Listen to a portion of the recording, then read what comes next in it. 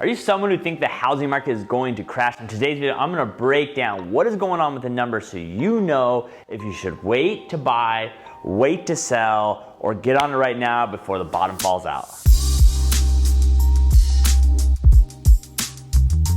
What's going on, everyone? Adam Schwarz here, top real estate agent. If this is your first time to my channel, every single week I drop videos about buying and selling real estate. So if you're into that, make sure you hit that subscribe button. On today's video, I'm gonna break down what it looks like in the numbers and what you need to be looking for in your market to know, hey, should I buy, should I sell, should I wait? So you know what you should do to win in this housing market. Dude, we haven't had a normal housing market since 2019. It's been so crazy in 2021 with low rates, and now in the last few years, we've seen rates jump up, we've seen inventory crash. It's a crazy market. The one thing I'm gonna tell you is every market is completely different. So that's why you really need to focus on these few items to know what is gonna currently happen in your market. Is it gonna go up or go down? And I like doing it by looking at what happened in the past. So if you're interested in what's going on in your market, look what happened when the last time we saw a crash so you can figure out, are we going towards that? So these are the few things I look for. So right now in Riverside, we have 245 active listings. That is extremely low for us. Inventory is low all through the United States because so many people have low rates and they don't want to sell their house because they have a 4%, 3% rate and they don't want to sell and go buy and go get a 7% rate because then only their monthly payment will almost double. They just can't afford it. So back in 2008 in Riverside, we had 3,500 houses on the market. That was in the last crash. So when people say, hey, a crash is coming, maybe not in our market because inventory is so low, but somewhere like maybe Boise, Boston,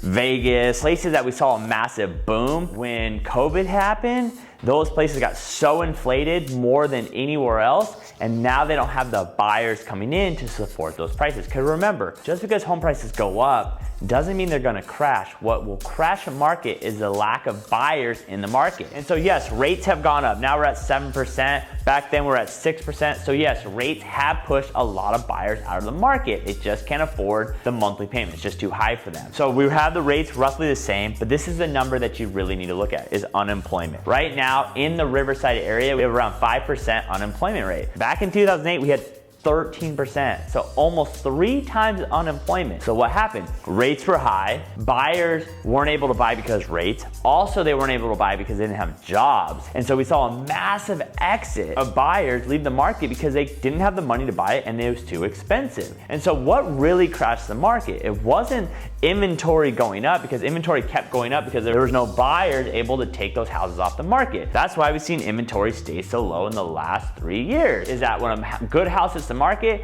there's at least 1 or 2 buyers that are gonna buy that house and take it off the market. So remember, the big things you need to be looking for is, if I was you, go back and look at 2008. How many houses do you have in the market in your area? Rates are roughly gonna be the same in that area, but then go look at your unemployment rate in your area. So if you look at those 2 things and they are starting to get closer, these numbers are starting to get closer to these numbers, you're probably gonna start heading in a downward market, because this is what I wanna show you. Right now, when people say a crash is coming, we've seen home prices in Riverside go up 75,000 on average since December. Last time we saw a crash in 2008, we saw home prices drop 54% in just 1 year. So look at the numbers, don't get emotional. Or if rates keep going up, are we gonna see pricing slow down? Of course, because buyers just can't afford those monthly payments. And then it'll be up to sellers if they actually wanna sell their houses or not. And then the next thing is what happens to unemployment. Those are the 2 biggest numbers I'm keeping an eye on. If rates keep going up and unemployment keeps going up, I know housing is gonna start slowing down or go down. But if I see rates go down